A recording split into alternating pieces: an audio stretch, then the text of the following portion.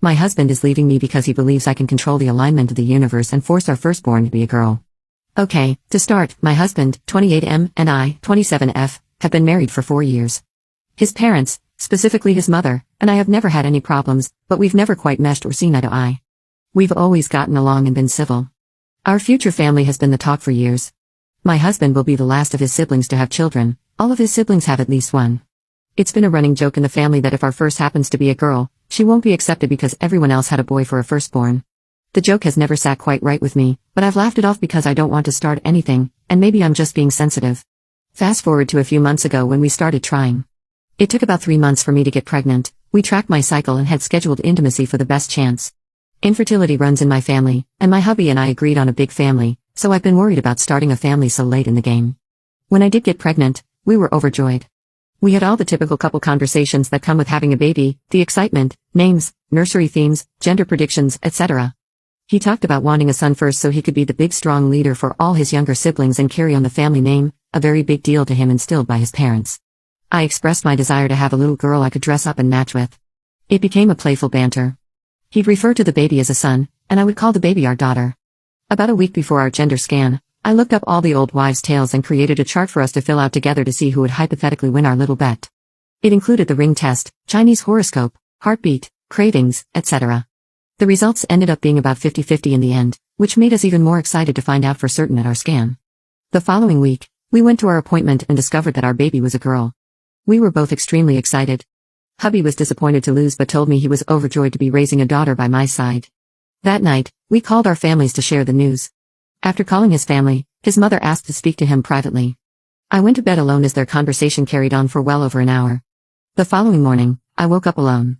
There was a note on my husband's nightstand explaining that someone would be by the house to pick up his belongings later this evening.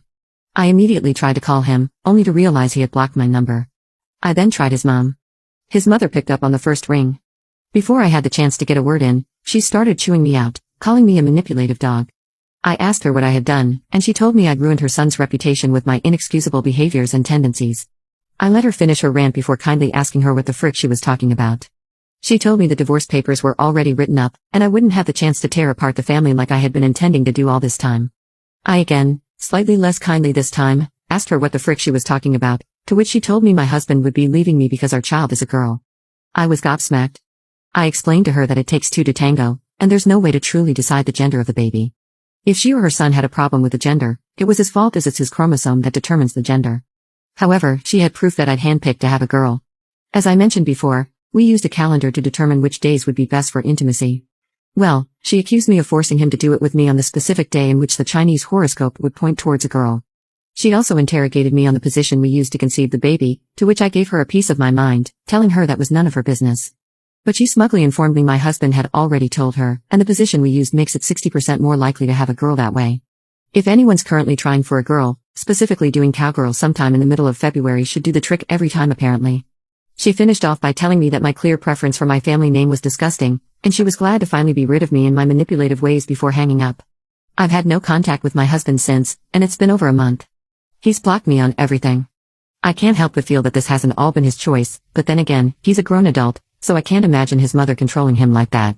I've been staying with my sister since it all went down. She says I can stay as long as I need, but I'm thinking I want to get my own place, maybe even a few states away. What should I do? Should I pack up and move on? Should I continue trying to contact my husband? Update 1.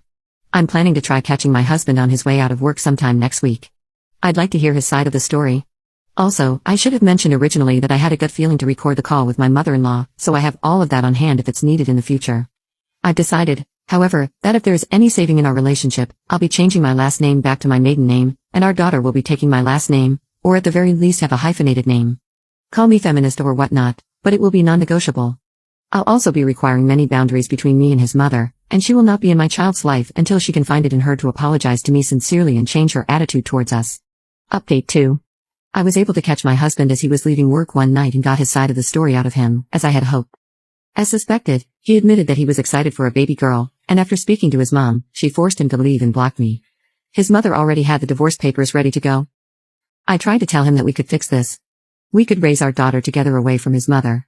I know I sound messed in the head and naive for this, but I grew up in a household without a father figure, And I was hopeful my daughter could have a different home life experience than what I had, not to discredit my mother. She's a strong woman, and I hope I can be half of the woman she is for my daughter one day. Anyways, my husband had none of it. He said that he realized how conniving and manipulative and abusive I had been throughout our entire relationship, and he did want to actually go through with the divorce. He said he'd have no problem giving me full custody of the thing that's growing inside of me. That's when I lost all hope. Frick him. I have no problem leaving a man who's so easily brainwashed by his mother like that. I'll raise this baby alone. That's bad enough, but here's the real icing on the cake.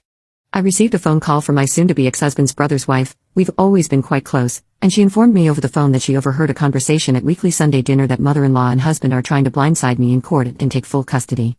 I was livid, full on seeing red. I called my mother-in-law straight away and demanded to speak to my husband.